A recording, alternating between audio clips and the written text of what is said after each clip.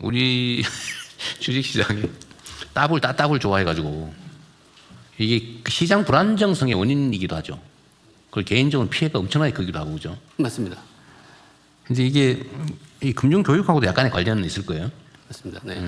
그러니까 이게 기본적으로 금융에 대한 이해를 해야 되고 최소한의 기본적인 지식이 있어야 되는데 앞으로는 경제 활동이라고 하는 거에 많은 부분은 금융이 차지할 거란 말이에요.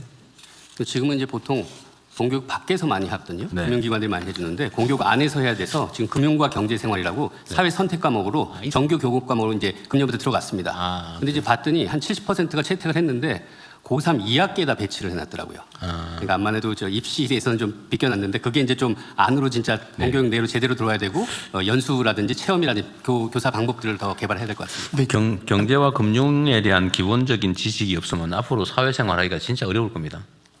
그죠? 대통령님, 실제로 경제 금융 관련해서 아주 기본적인 것은 지역에 있는 은행이나 이런 걸 통해서 초등학교 과정까지는 잘 좀 진행이 되다가 중고등학교에 가면 사실은 금융 교육을 할 만한 교사들이 이렇게 자신 있는 분들이 거의 없습니다. 그래서 이 금융 경제 교육을 위해서는 교사들을 양성하는 교육, 그러니까 교사들 연수를 우선 하면서 이걸 확장해 나가려고 그렇게 순서를 정하고 있습니다.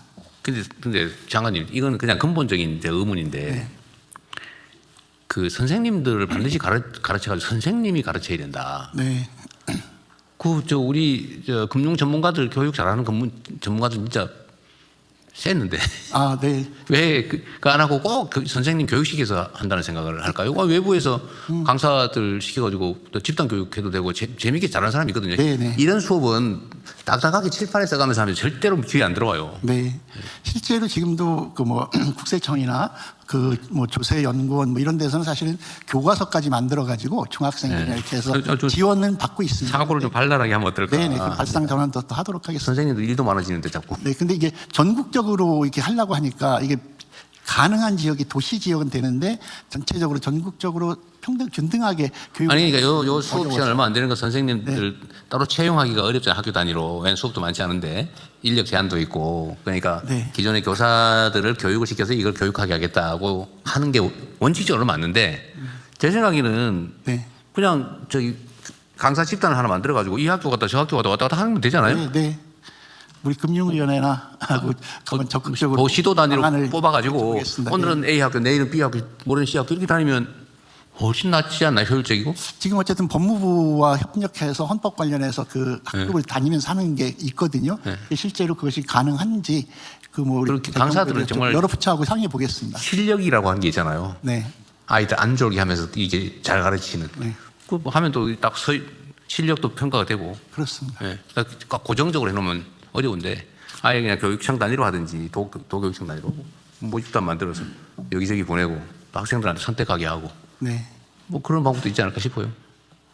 경제부처 장관님들하고 한번 여쭤보고 저희가 방안 마련해서 이게 기존의 제도에 다른 부처들도 마찬가지인데 행정을 하거나 이럴 때 기존의 관념에 딱 묶이잖아요. 그거 생각이 못 벗어나요. 근데 그거 벗어나야 돼요. 그 벼룩 얘기 있잖아요. 혹시 아시는 분도 아실 텐데 벼룩을 어릴 때부터 이렇게 컵에다 넣어놓고 위로 못 뛰게 만들잖아요.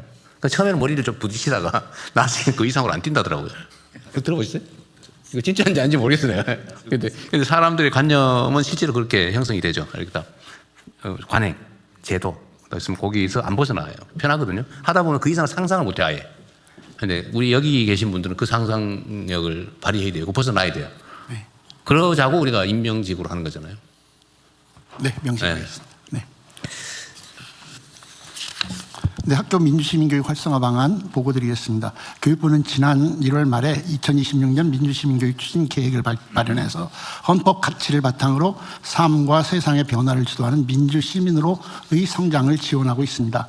학교 전체 교육과정에서 교과 간 연계와 토의 토론을 중심으로 참여형 수업을 추진하면서 관계부처와의 협업으로 전문적이고 체계적인 민주시민교육을 학교 현장에 확대해 나가고 학생 민주시민 역량 지표를 개발 활용해서 정책 효과를 분석하고 민주시민교육의 근거 법률을 제정해서 정책의 안정성과 지속성을 확보할 계획입니다. 주요 추진 내용 첫 번째로 학생들이 헌법 가치와 원리를 이해하고 삶과 연계해서 실천할 수 있도록 헌법 교육을 강화하고 있습니다. 이번 1학기에 법무부의 협조를 받아서 전문 강사가 초중고 1000학급을 방문해서 헌법 교육을 실시하고 있고 헌법 민주주의를 쉽게 설명하는 EBS의 헌법 채널 E 컨텐츠를 3월에 24차례 방영했고 해당 컨텐츠를 활용한 교육 자료를 전체 학교에 보급할 예정입니다. 두 번째, 허위 조작 정보 등에 대응해서 디지털 미디어 내용을 비판적으로 이해하고 활용할 수 있게 학생들이 문해 능력을 키워주고 있습니다. 방미통위와 협업해서 전문 강사의 학교 방문 교육을 진행하고 6월부터는 교원들의 전문성 향상도 지원할 계획입니다. 또 3월부터 초중등교육법 개정으로 수업 중 스마트 기기 사용이 제한됨에 따라 학생들의 올바른 디지털 기기와 미디어 활용 교육도 추진하고 있습니다. 일쪽 맨 하단에 경기도의 한 중학교에서 진행된 수업 사례가 제시되어 있습니다. 해당 사례처럼 학생들이 정보의 출처와 근거, 신뢰도를 직접 검증해보는 실습형 교육이 운영되고 있습니다. 이쪽입니다. 세 번째, 학생들이 실생활에서 경제, 금융 관련 의사결정 역량을 높이고 일과 노동의 가치와 의미를 알고 실천할 수 있도록 경제, 금융, 노동교육 또한 강화해 나가겠습니다. 네 번째, 6.3 지방선거에 대비해서 선관위와 함께 고등학생 30만 명을 대상으로 새내기 유권자 교육을 실시하고 교원 대상 특강을 진행하는 등 선거 교육을 집중 실시하고 있습니다. 다섯 번째, 5.18 민주화운동이나 6월 민주항쟁을 비롯한 민주주의 기념일을 계기로 대국민 홍보를 강화하고 관계기관과 긴밀하게 협력해서 역사교육을 지원하겠습니다. 마지막 여섯 번째, 5월 넷째 주 평화통일교육주간을 활용해서 학교별 계기 수업을 운영하고 통일부와 함께 찾아가는 학교 통일교육을 실시하는 등 학교 평화통일교육을 강화하겠습니다. 특히 통일부에서는 내년도부터 1만 개 학교에 평화통일민주시민교육위원을 임명하고 월 교육수당을 지급하면서 학교 평화통일교육을 강화하는 데 앞장서기로 하셨습니다. 현재 관계부처의 적극적인 지원으로 학교 현장에서 전문적이고 다양한 민주시민교육이 추진되고 있습니다. 장관님들께 감사의 말씀을 드리면서 앞으로 관련 프로그램과 물적, 인적 지원 또한 확대해 주시기를 요청드립니다. 보고 마치겠습니다. 교육부 장관님, 이거 교육 내용을 이렇게 쪼개놨는데 마치 뭐 엄청나게 많은 분야인 것처럼, 그런데 사실 헌법 교육이라고 하는 게 네. 우리 사회의 기본적인 대원칙을 합의해 놓은 국민적 합의서잖아요. 네, 그렇습니다.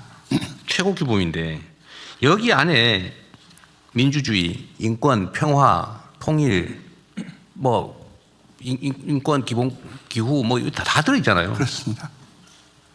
이거를 다 쪼개가지고 이렇게 별도의 프로그램을 만들어가지고 시행을 하려면 너무 부담이 클 텐데, 헌법 교육은 내가 보기엔 대한민국 국민으로서 당연히 알아야 될 기본 도덕보다 더 중요한 거잖아요, 사실은. 네. 이거는 어쨌든 초중고든 여기서 의무교육 과정에서 일정 부분을 당연히 최소한 시범학교 이런 게 아니고 기본적으로 하고 그 내용을 충실하게 대한민국 헌법이 뭐냐 대체 그 내용은 뭐냐 그렇습니다. 그것만 해도 이 안에 들어있는 뭐 온갖 뭐 선거교육 너무 당연하잖아요. 이게 선거야 민주주의의 핵심이고 대한민국 헌법의 핵심은 자유민주주의인데 자유와 평등, 인권, 평화, 그다음에 대한민국 한반도 통일 문제나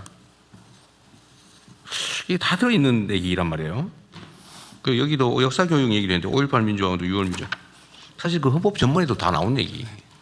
물론 이거를 이제 수업처럼 무슨 이렇게 딱딱하게 하면 반감이나 거부감이 심할 텐데 그게 아니고 그냥 재밌게 만들되 이걸 너무 쪼개지 말고 헌법 교육에다 좀 포괄을 하되 헌법에 대한 교육이나 학습은 너무 당연한 거다. 대한민국 국민으로서.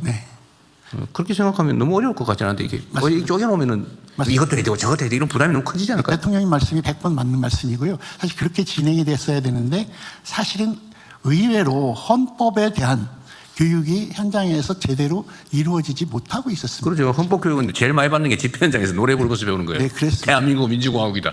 그래서 이번 기회에 기본으로 헌법 교육을 강화하고 그런 그 헌법의 내용 중에서 주요 내용들에 관해서 그동안 해왔던 것들을 그냥 암기식이나 시험을 보기 위한 것이 아니라 구체적인 삶으로 체험할 수 있도록 교육을 바꿔나가겠다는 그런 취지. 그럼요. 이게 하다못해 선거도 아니 뭐 반장, 회장 선거하면서 다 배우는 거 아니에요? 네, 그렇습니다. 요새 반장, 회장은 다 학생들 직선으로 뽑아요? 네, 그렇습니다. 학생회장은 특히 유세도 하고 정책 발표도 하고 늘 해서 특히 이 선거 과정에서 지역 선거에서 이 선거가 겹치지 않으면 그 선거에서 그런 건데 과정도 관리해 주시고 그렇죠.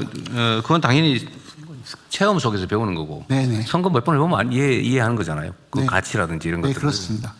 유세해보면서도 반대 의견을 어떻게 설득해야 되는지 반대 의견이라고 하는 게 나쁘거나 배제해야 될 게 아니고 필요한 거다라는 것도 인지하게 되고 그죠. 네.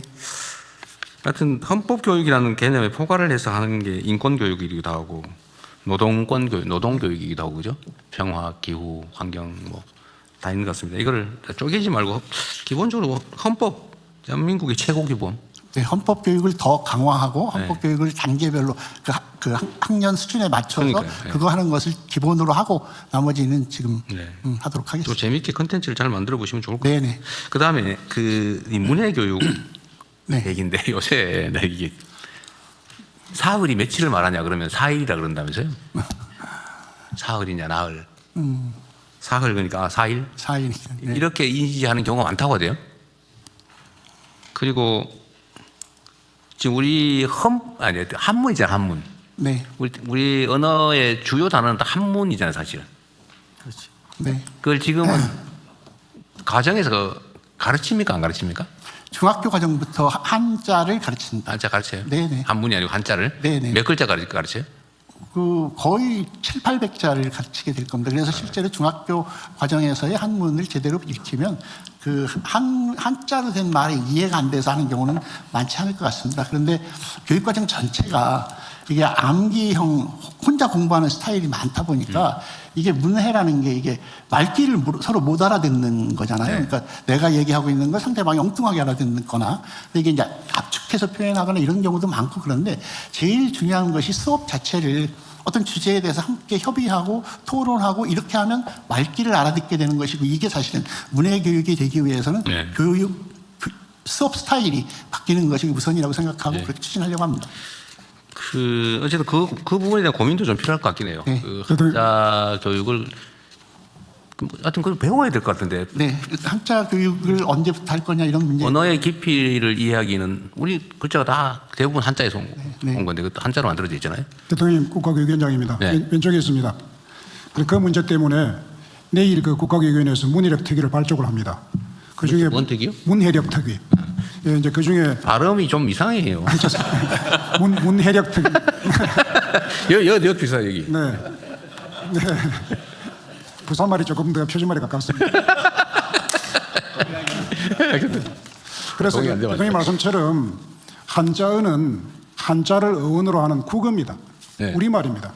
말씀처럼 우리말의 한 70%가 한자어로 되어 있고 특히 교과 용어와 학문 용어는 대부분 한자어입니다. 네. 한자가 가진 뛰어난 축약력 때문에 한자를 사용하지 않고는 학문 용어를 형성해 나갈 수가 없습니다. 네. 바로 우리말이거든요.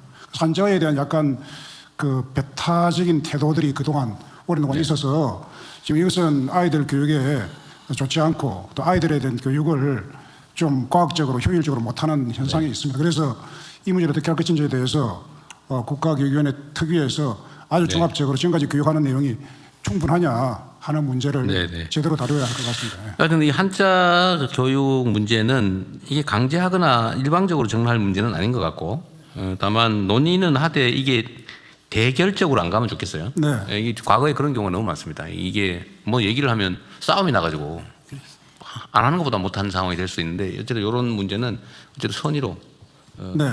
진짜 선의로 토의를 해야지 대결적으로 싸움이 되게 되면 안 되는 것 같아요. 네, 상당한 수준의 그 공론과 의견수를 네. 그칠 생각입니다. 그리고 여기 금융교육 얘기도 나와 있긴 한데 그죠. 이게 지금 서구 선진국들은 금융교육을 체계적으로 많이 하죠. 네, 그런 걸로 알고 있습니다.